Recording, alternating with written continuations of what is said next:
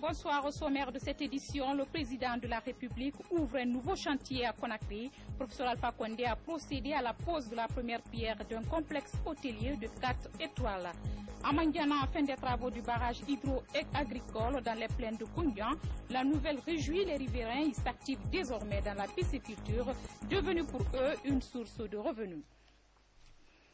Voilà pour les titres. Encore bienvenue à tous. À la une, le président de la République a ouvert ce matin un autre chantier à Koléa dans la commune de Matama. Professeur Alpha Condé a procédé à la pose de la première pierre de construction d'un complexe hôtelier Azalaï de 4 étoiles. Situé sur le site de l'ancien abattoir de Koléa, cet hôtel viendra s'ajouter à d'autres infrastructures hôtelières déjà réalisées.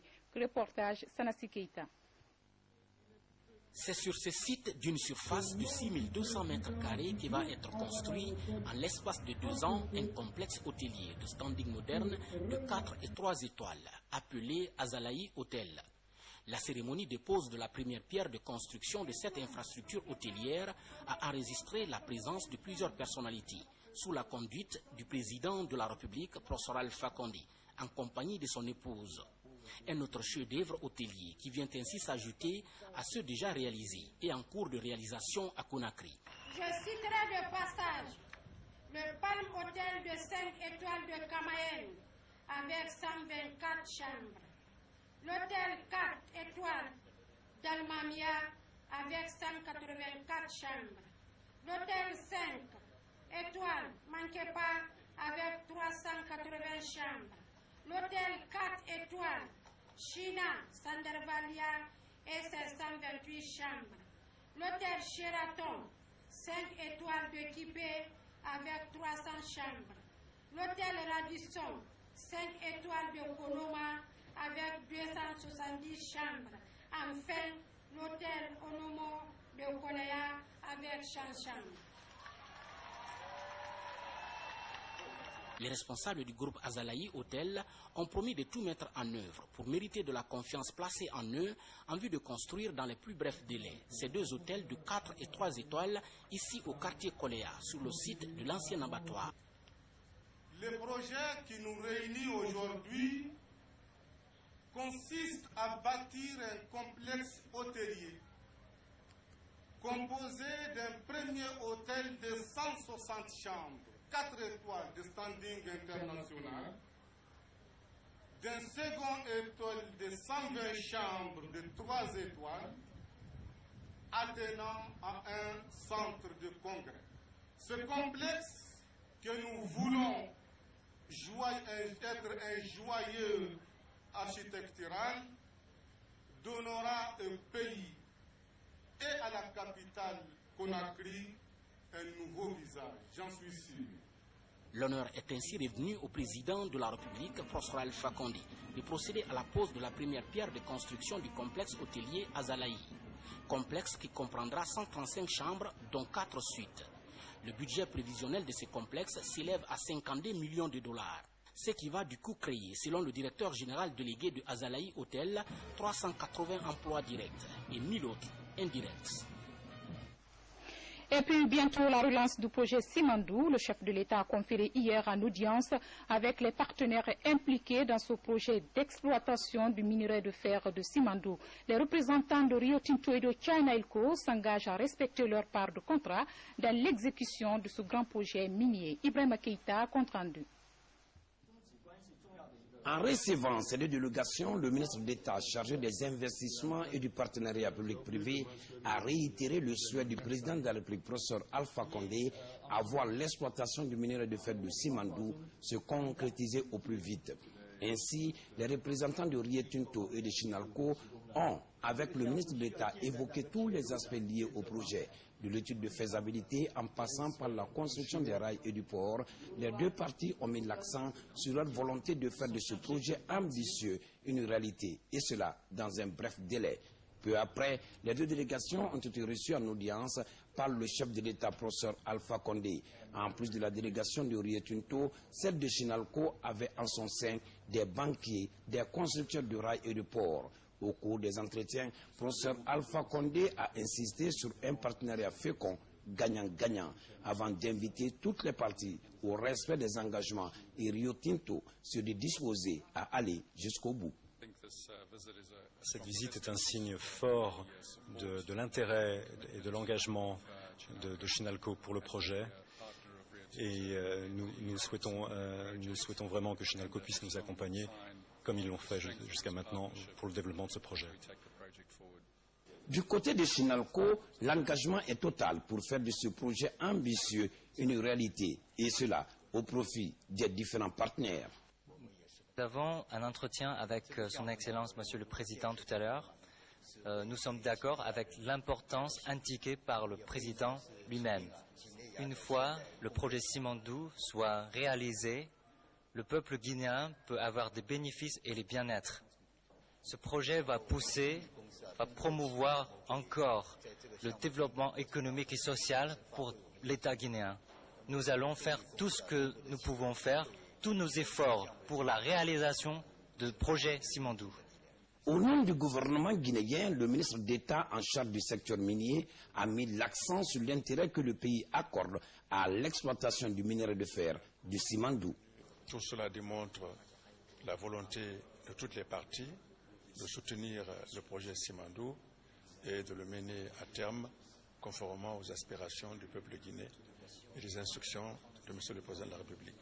Je rappelle que depuis le mois de juin, nous avons entrepris de réévaluer le projet Simandou pour comprendre les difficultés du projet, les contraintes et nous mettre d'accord sur un nouveau calendrier qui permette de développer le projet dans des conditions sûres et certaines.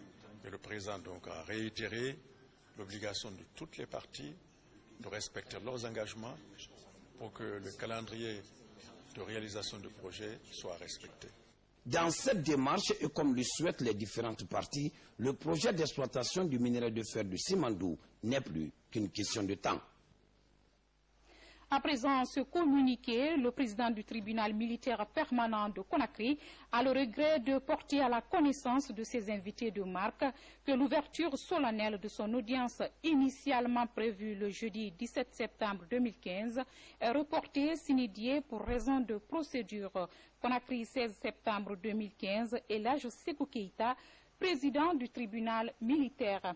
À propos, nous allons recevoir sur ce plateau M. Ibrahima Béavogui. Il est conseiller chargé des communications judiciaires. Bonsoir, M. Béavogui. Bonsoir, madame. Quel commentaire faites-vous par rapport à ce report? Je suis venu personnellement sur ce plateau pour préciser qu'il n'y a pas d'autre raison, sinon que des raisons de procédure qui ont été à la base de ce report. Essentiellement des questions de procédure, parce qu'il faut purger toutes les questions de procédure avant qu'une audience soit tenue. Et quelles sont ces procédures? Je ne voudrais pas rentrer dans tous les détails de la procédure, mais pour qu'une audience soit tenue, il faut que l'information judiciaire soit complètement bouclée. Une fois que l'information judiciaire est complètement bouclée, les personnes renvoyées devant le tribunal peuvent être jugées. Donc il faut purger ces questions de procédure qui sont des questions d'ordre public.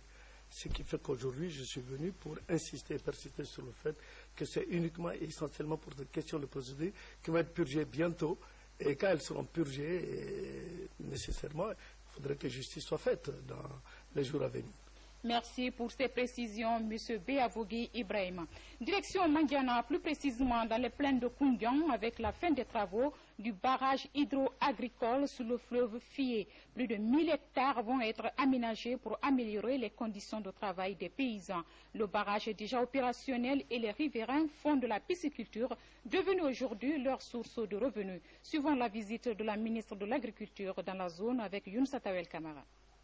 Superficie de la plaine agricole de Koundian de la préfecture de Mandiana est estimée à 18 000 hectares. Depuis l'année dernière, 1000 hectares sont en train d'être aménagés en vue de cultiver plusieurs variétés de riz.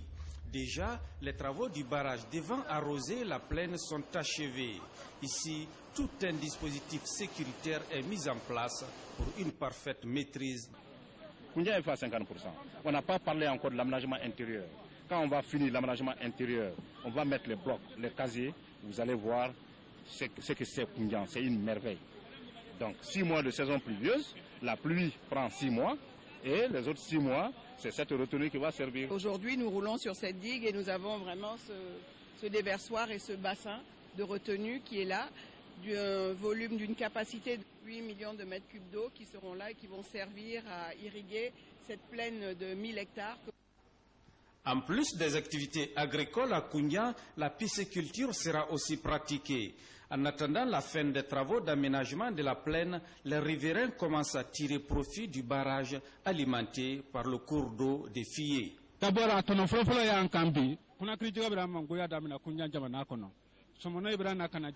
barrage a une importance capitale pour les habitants de Koundia. Le poisson de mer n'est plus consommé à Koundia grâce à l'aménagement de ce barrage.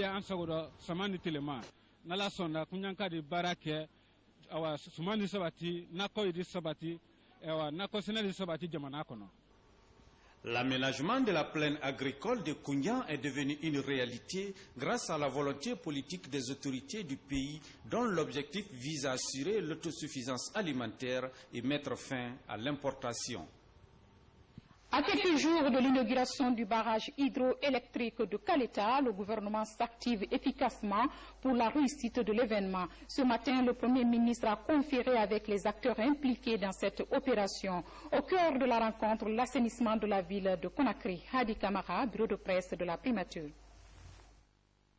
Le 28 septembre, c'est l'inauguration officielle du barrage hydroélectrique de Kaleta et le 2 octobre, c'est la fête anniversaire de l'indépendance de notre pays. Des événements qui vont mobiliser des chefs d'État et de gouvernement. C'est pourquoi, ce matin, le Premier ministre chef du gouvernement a tenu à rencontrer tous les acteurs impliqués dans le processus d'assainissement physique de la ville de Conakry. Une manière d'en appeler au sens de civisme et de responsabilité des uns et des autres en vue de débarrasser notre ville d'état d'immondice. Beaucoup d'efforts ont été fournis, beaucoup d'argent a été mis sur l'assainissement de la ville de Conakry. Mais certainement, il y a beaucoup de choses à faire. Il y a une question de méthode, il y a une question de responsabilité, parce que c'est devenu un problème de société. Puisque tout le monde intervient pour salir la ville, dégrader la route, il faut que tout le monde se lève. Alors, c'est ce que nous avons voulu examiner aujourd'hui. Mais d'ici là, dans l'urgence, ce qui nous concerne, c'est travailler ensemble pour que d'ici le 28 septembre, la ville de Conakry, je ne dis pas retrouve ses lustres d'antan, mais soit vraiment une ville propre. Une ville propre qui fait la fierté des citoyens et des Guinéens tout court. Pour finir, le Premier ministre Fofana a lancé un appel à tous les acteurs, surtout les élus locaux, à faire preuve de responsabilité et de dévouement dans le cadre de la gestion des ordures à Conakry. Les opérations d'assainissement vont démarrer samedi 19 septembre ici à Conakry. Au cours de cette rencontre, le Premier ministre s'est aussi exprimé sur l'état de certaines routes du pays. Mohamed Saïd Fofana a souligné la responsabilité collective dans l'entretien du réseau routier. Il est au micro de l'équipe de presse de la primature. Chacun de nous est responsable de ce qui s'y passe, surtout dans les agglomérations et dans les centres urbains comme Conakry. Les routes d'abord sont vieilles de plusieurs générations. On aurait dû les moderniser. Deuxièmement, nous-mêmes nous agressons la route. Chacun y creuse comme il veut. Nous étons des ordures et nous-mêmes nous contribuons à la dégradation de la voirie. Et tout qu'on fait, c'est des routes qui ne sont plus adaptées aux cités modernes. Mais ce n'est pas Conakry seulement qui connaît ce genre de situation. Les anciennes métropoles, les anciennes capitales, allez voir. Les gouvernements font des choix, souvent de délocaliser les capitales ailleurs, parce que c'est très difficile de faire les voiries dans les circonstances que nous connaissons. Les gens construisent des bâtiments sur l'emprise même de la voie, il faut raser tout ça. Ce n'est pas une œuvre assez facile. La pluviométrie à Conakry est très forte. Donc si vous mettez bout en bout l'occupation anarchique, notre action nous-mêmes, que ce soit les services de l'État qui creusent, soit pour faire passer des tuyaux, des fils, et tout le monde, tous ceux qui creusent, le fait de jeter même les ordures dans les caniveaux, et il faut le reconnaître aussi, une certaine incompétence des sociétés qui opèrent sur la voirie, parce que vraiment, ça aussi il y a des problèmes. Donc si vous mettez bout en bout tout cela, il s'agit donc d'un véritable problème qui concerne tout le monde. Et puis le ministre de la Ville et de l'Aménagement du Territoire informe que le titre foncier numéro 20-584-2015 TF du 19 mai 2015 portant sur le terrain formant les parcelles numéro 8, 9, 10, 11, 12, 13 et 14 du lot 1 du domaine public maritime de Kamayen, commune de Dixine, Conakry, établi au nom de M. Aboubakar Sidik Mara, commerçant demeurant au quartier Bellevue Marché, commune de Dixine, Conakry, est muté dans le portefeuille de l'État guinéen. Conakry, 4 septembre 2015, le ministre M. Lousseni Camara. Protection de l'environnement avec l'appui de la Banque africaine de développement aux agents conservateurs de la nature. L'institution financière vient de doter ses agents en équipement en vue d'améliorer leurs conditions de travail. Les services de concentré du département de l'environnement ont également bénéficié des groupes électrogènes. Plus d'informations avec Mohamed Alpha Baldi. Après sa tournée diagnostique dans l'arrière-pays, la ministre de l'Environnement s'active pour une amélioration des conditions de travail des services déconcentrés de son département. À travers le Fonds africain de développement, une quarantaine de groupes électrogènes est offert aux structures déconcentrées du département. Au même moment, 800 uniformes entièrement financés par le budget national de développement sont remis aux responsables des gardes forestiers. Vraiment, c'est très réconfortant pour nous ce matin, le fait de recevoir ces groupes électrogènes qui vont alimenter les ordinateurs qu'on a délivrés en 2013 et ces uniformes qui rendent encore 10 fois plus opérationnels ces gardes forestiers. Parce que depuis notre sortie, on n'a bénéficié qu'une seule dotation de complète depuis 2 ans. Donc ce qui est passé ce matin, vraiment moi, ça me réconforte à plus d'un titre. Son Excellence, Monsieur le Président de la République, fait attention à ce corps, car il a dit que ce corps est venu pour renforcer le ministère de l'Environnement, des Eaux et Forêts dans sa mission de conservation des ressources naturelles renouvelables. Ce que Son Excellence, Monsieur le Président de la République a dit, il est en train de suivre ça. Il est en train de rendre opérationnel ce corps. C'est le lieu de le remercier pour tout ce qu'il est en train de faire dans le cadre de la protection de l'environnement dans notre pays. À l'heure des enjeux climatiques mondiaux, la Guinée compte renforcer les capacités opérationnelles de ses éco-gardes en vue de mieux lutter contre des pratiques favorisant le changement climatique, comme la déforestation. Également dans l'actualité, la formation de 100 agents des unités de protection civile à l'École nationale de police dans la préfecture de Bofa. C'est au compte de la gestion positive des épidémies en Guinée. L'action a été rendue possible grâce à la collaboration du ministère de l'Intérieur et la coopération française. Morikaba, explication. Comment gérer efficacement les épidémies en Guinée? Pour répondre à cette question, le ministère de l'Intérieur vient d'outiller en technique de gestion des épidémies 100 agents des unités de protection civile. La formation d'une semaine est assurée par des experts de la protection civile française. C'est la fin d'une formation qui a consisté à former 100 cadres et agents des unités de protection civile à aller chercher en toute sécurité des personnes souffrant de maladies contagieuses. Aujourd'hui, c'est Ebola, mais peut-être que demain, ce sera d'autres maladies. Donc, il faut former des gens qui sont capables d'aller chercher des malades sans se contaminer et sans contaminer les autres, pour être efficace si une autre épidémie, de quelque nature que ce soit, devait survenir en Guinée. Nous sommes convaincus que ces séances de formation nous seront utiles et profitables et que nous serons résolument déterminés à mettre en pratique cette formation au profit de nos laborieuses population. Vous serez déployés dans les 8 régions de la Guinée. C'est pour gérer les malades soupçonnés, contagieux. Donc, avant de venir au secours des malades, vous-même, vous devrez être protégés. C'est à ce titre que vous avez reçu cette formation. Donc, le peuple compte sur vous. Ces simulations rassurent sur la maîtrise de la gestion des épidémies par les unités de protection civile.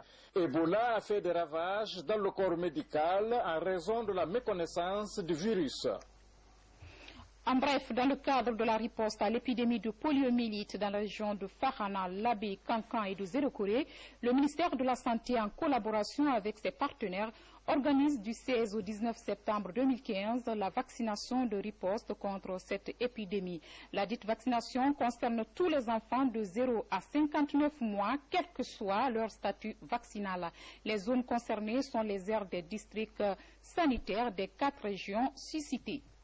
À Conakry, tenu d'une table ronde sur la mobilisation des ressources de la 5e enquête statistique. Objectif, rechercher une synergie d'action entre le gouvernement et les partenaires pour un développement durable de notre pays. La cérémonie s'est déroulée en présence des 2 parties, le ministère de la Coopération internationale et la coordination régionale des enquêtes basée à Dakar. Le résumé des travaux avec Hayaram Touré.